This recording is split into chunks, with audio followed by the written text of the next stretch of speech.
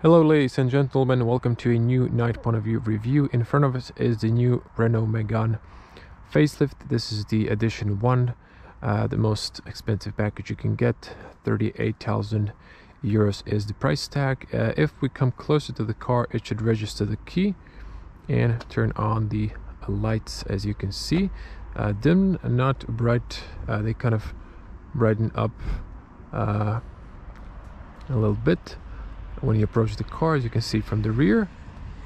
And then if we use the key, we can turn on the lights. You can see that how it looks, and we can unlock the car. So let's show you the cargo space. So this is the spacious 402 liters, 1,258 if I'm not mistaken when you knock down the seats. Okay, illumination, they could have added a second light.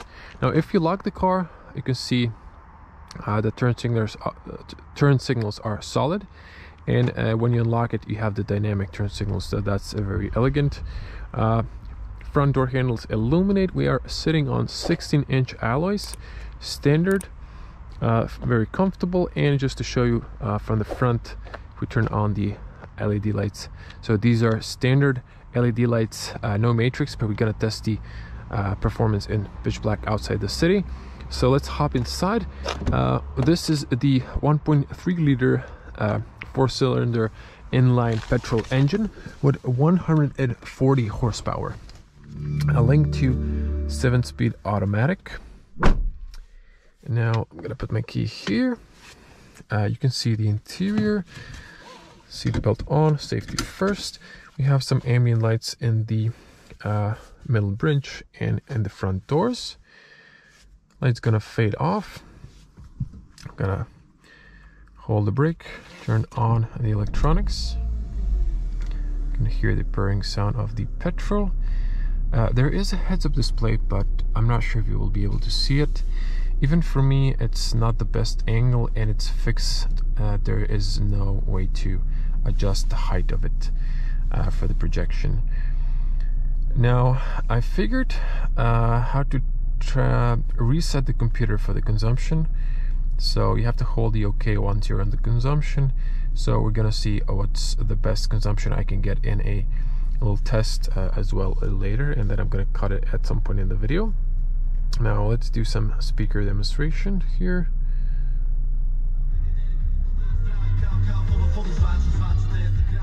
So at this hour, there's usually domestic music only.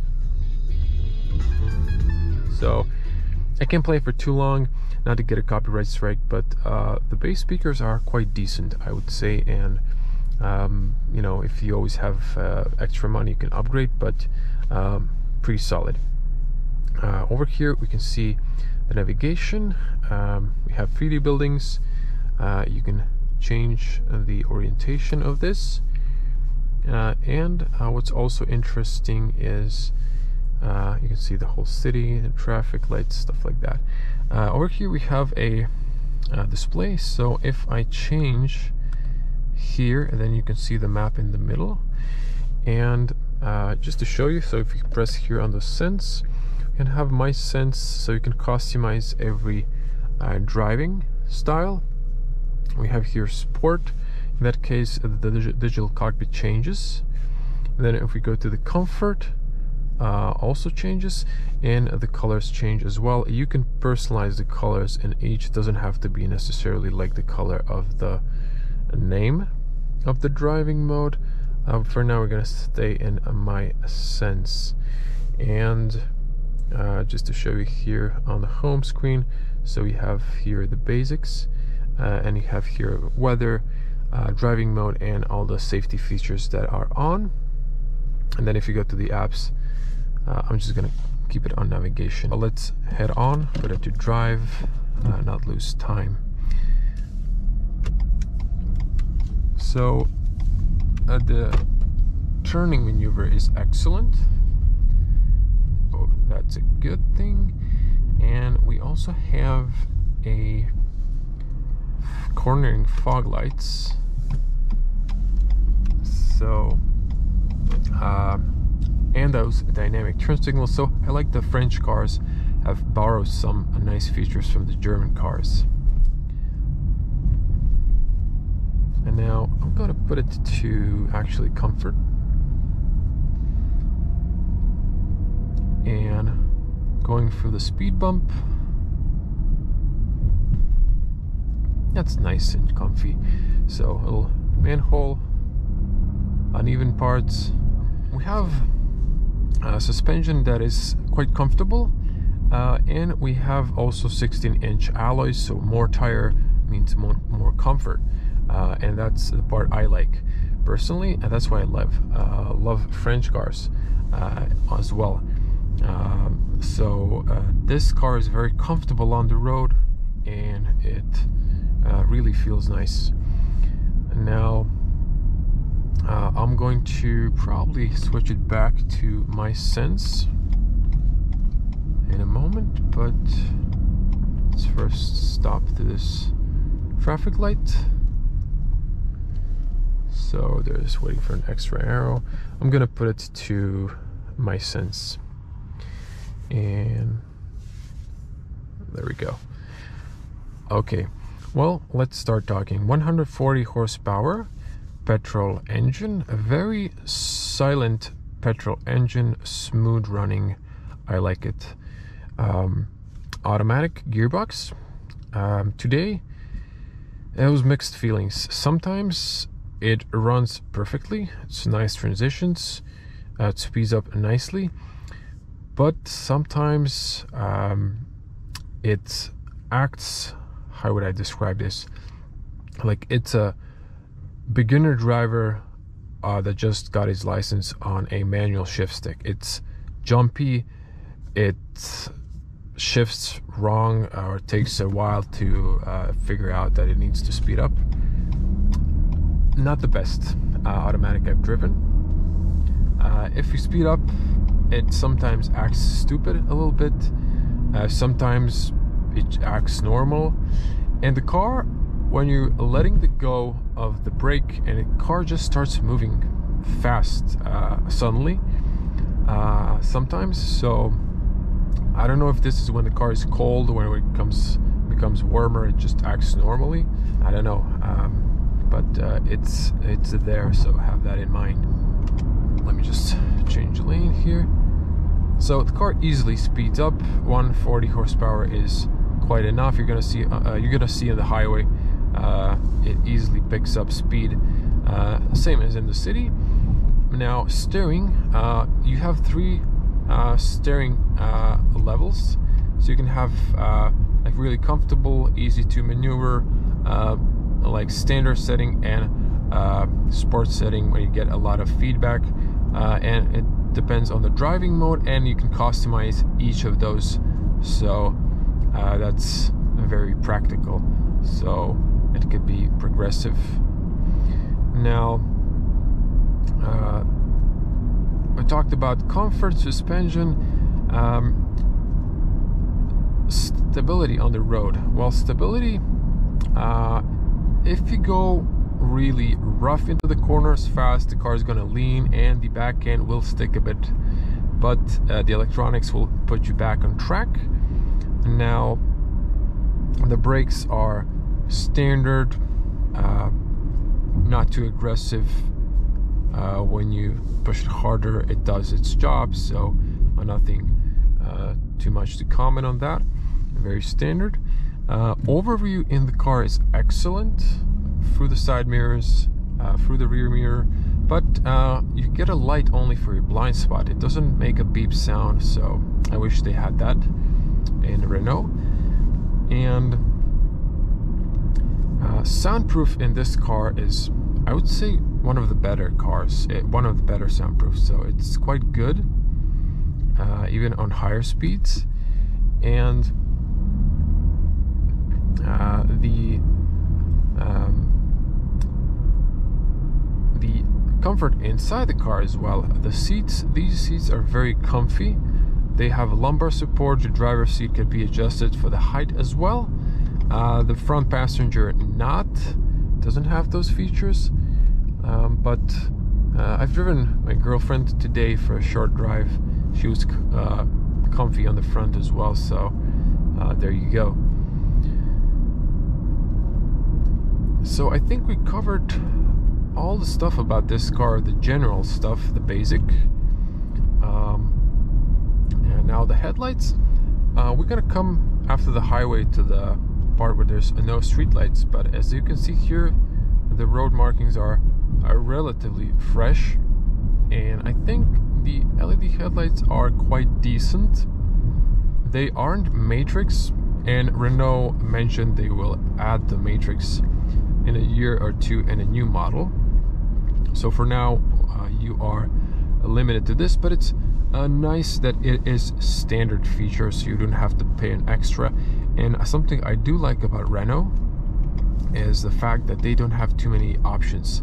So they have few options like panoramic roof, navigation, safety, spare wheel, and that's it. There's like not too many options like in German cars where you have to pay everything extra. So you can fully load a car for a decent amount of cash, and you don't have to take the top package. There's like usually 3 packages, and you can take all those additional packages for a bargain, so it's not that expensive.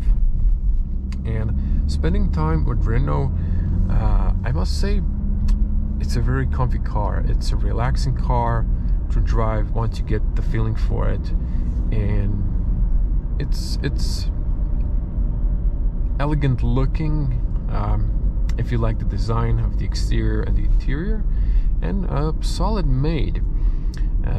So I really like the car, but the driving is also pretty good, and I'm really interested in the consumption, but we're gonna do that at the end of the video. Mention that. Start stop kicks in, you can switch it off. Also a lane assist. We do have auto hold, I keep forgetting that.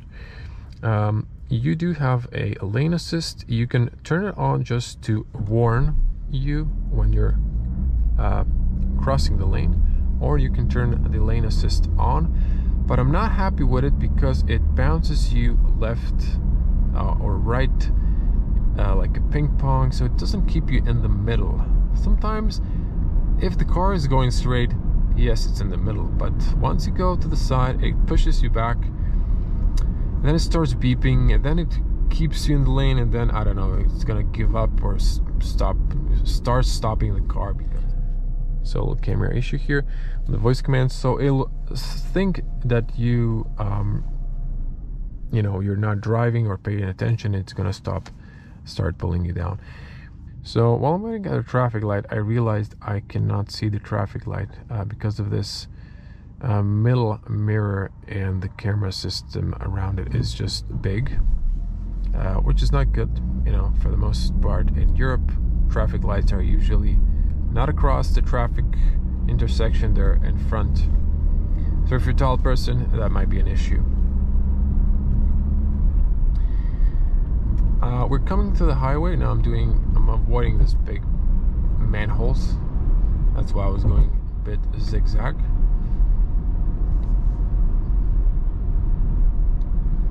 Now, if you're new to the channel, this is the part where we go to the highway. We're gonna do a little test to 150, and I'm gonna put it to sport. So I'm gonna punch it all the way so you can see how the engine responds.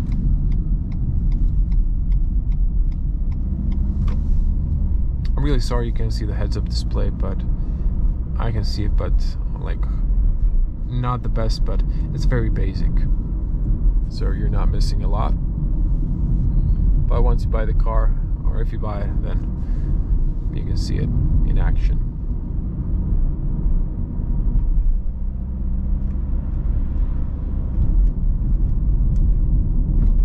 And also focus on the LED headlights. They're on automatic. And if the camera switches from bluish to white, it's just a camera. You cannot change those settings. Punching all the way.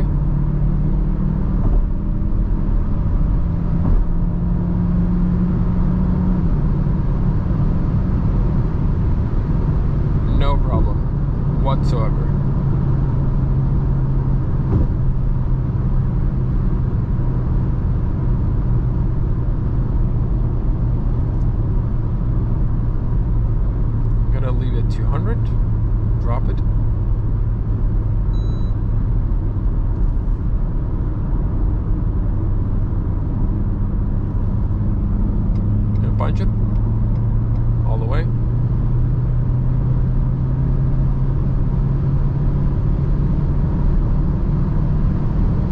keeps pulling at 140, while we're switching back to the MySense.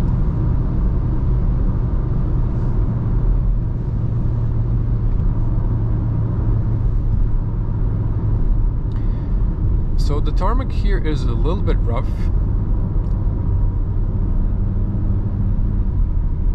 There's parts of new asphalt and then old. This one's new, so a lot quieter.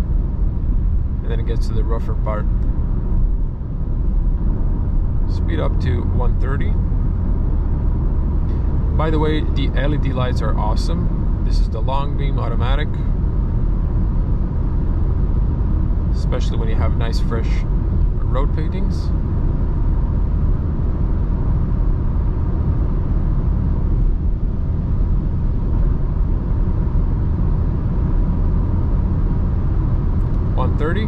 So if I turn on the cruise control, you have to reach the speed you want and then press the reset button, and then it will memorize the speed. So listen now. It's warning me for the lane. So the sound, you can hear a little bit tire noise and a little bit side wind. If you speed up more, then there's more noise, but the soundproof is actually quite decent, but just this part of asphalt or tarmac is a little bit rough, so it is noisy. And I think I'm getting horned by the truck drivers in the other lane, because the automatic light is on full beam. Now you can press a little 0 and then it'll pause the cruise, and then press reset, and you can lower it with the set button to, let's say, 100.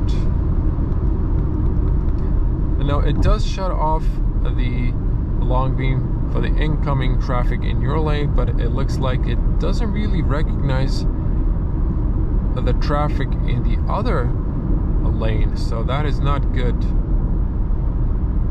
because I think there's like few trucks horning, so it might be because of my long beam, which was on automatic.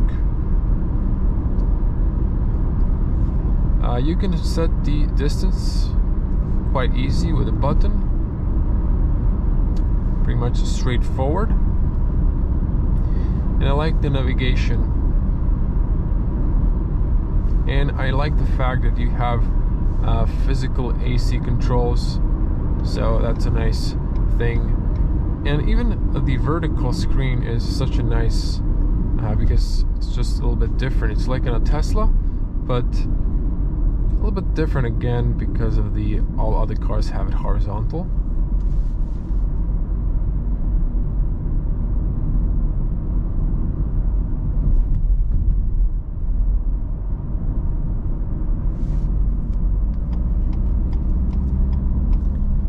Now, of course, you can also control your speed limiter if you're traveling into a foraging country with strict speed limits. I'm changing my lane here. And now we're gonna come to the part where there's no street lights, and we'll do a little test to see the performance of the LEDs in pitch black. If you so far like the content, feel free to subscribe to the channel. I do always the same route for all the cars I test, so you can really compare all the car brands and all different cars on the same point A to point B. And it's sometimes in different temperatures depending on the season. But you can really see on the same stretch of the road, you can see how all the cars perform, their performance, their noises, you know, and features. And if you do subscribe, click the little bell to get notifications when I upload a new video, so get notified when there's new videos and new content. And now there's a stretch of road here with a street light, and then without, and with and without again. But we're on an automatic long beam.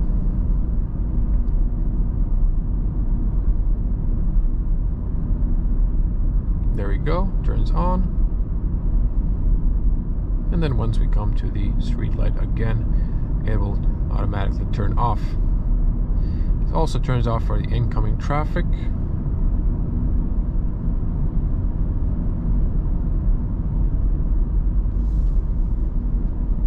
Now, I'm not gonna do 0 to 100 with this car. It's 9 seconds straight, but it's just not fun. It used to be at the beginning, but now I tested faster cars. I'm just not doing this. Everything below like 7 seconds, it's not really interesting, to be honest. And 205 kilometers would be top speed, but that's legal only in Germany on Autobahn in certain parts or certain stretches of road. Now we do have caution, unsurfaced road. Okay, thank you. Know that. Now we do have cornering fog lights as well, so that's a nice addition. And I'm gonna stop here. So this is the GoPro 9, and that's the long beam. Now I'm gonna take my iPhone 12. It has a bigger sensor, takes more light inside, excuse me, at night. So I'm gonna snap a few photos of the night with the night mode, so you can see that's the closest you can see in person. So here's the normal beam, here's the long beam, so very solid.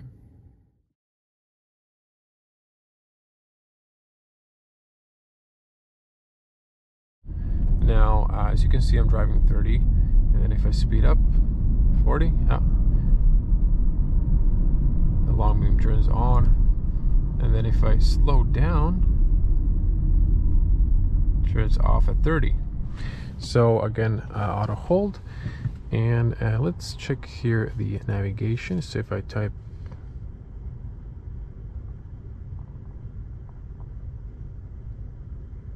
Avenue Mall, yes. Yep, that's the spot. Oh, we do even have a picture from Google. Let's say go. It's fetching data. I'm just gonna press go. Please turn next left. Okay. And gonna come back to my sense. Still waiting for that green light. Now you can see here we have a big navigation. Oh, we actually have it in the cockpit, excuse me, in the heads-up display as well. So that looks nice. I thought it was very basic, but it does have all the information you need. Follow the road for 1 kilometer. I will. That's very nice. So you can see how this looks. And I like the color schemes as well. So I want to see also the consumption. Now let me see here. We go to this 6.1 liters. So considering this is a petrol engine, I think this is a fabulous consumption. And we were also on a highway punching it a little bit. I'm gonna do another stretch. I think I've got it around 5 before, but I'm gonna do a consumption test with a little patch of like maybe up to 50 kilometers or 30. That's kind of late, but I'll do that. And as you can see, the navigation isn't updated, so there's a tunnel under the roundabout. It's fairly new, almost 2 years now. After 400 meters, leave the roundabout at the second exit. But it's just the navigation, not the car. And you can see now the car a little bit different illumination environment. Leave the roundabout at the second exit. So there we go then.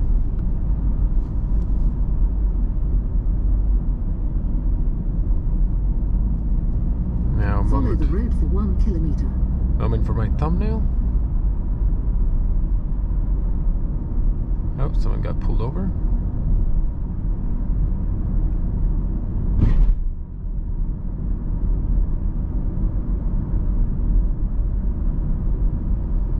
And I've got my thumbnail. Okay, everyone, so I did a consumption test, a shorter route, almost 40 kilometers on the clock, as you can see, and 3.8 liters of fuel consumption. It was going around 4, so if you're going in a my sense, so it's just standard settings, you can easily get consumption around 4 liters if you're driving between 60, 70 for the most part, a little bit 80, but 4 to 5 liters should be a realistic consumption. And just a little correction, you can change the cruise control or speed limiter by just pressing the reset by 1 or hold it by 10 and then down as well. I was a little confused at first. I didn't figure it out from the start. So my verdict, to sum it up, should you buy it or consider it? Well, I would say definitely consider the Renault Megane, because turn right after 300 meters. It's a very nice car, good performance, I would say probably good consumption. These new petrol engines are getting better and better. It's a quite comfortable ride for a city hatchback. Now, I forgot to mention that the fact that while I think we need to stop here in the route guidance, but never mind. I forgot to mention that the rear bench could be a little bit more roomy. It's okay for an average person, but for a tall person such as myself, it's not. But that's probably why I didn't mention that. Yeah, okay, a little bit too far. There we go. Now, if I would know how to stop this route guidance,